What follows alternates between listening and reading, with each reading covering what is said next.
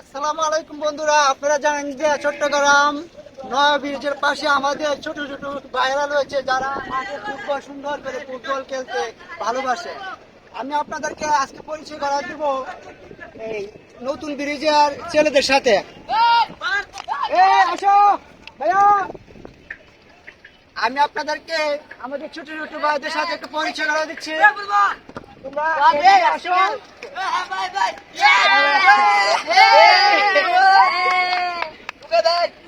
আমাদের নতুন ব্রিজের পার্শ্ববর্তী এলাকায় আমাদের যে খেলোয়াড় বাইরে রয়েছে তারা এই মাঠে সুন্দর করে ফুটবল খেলতেছে।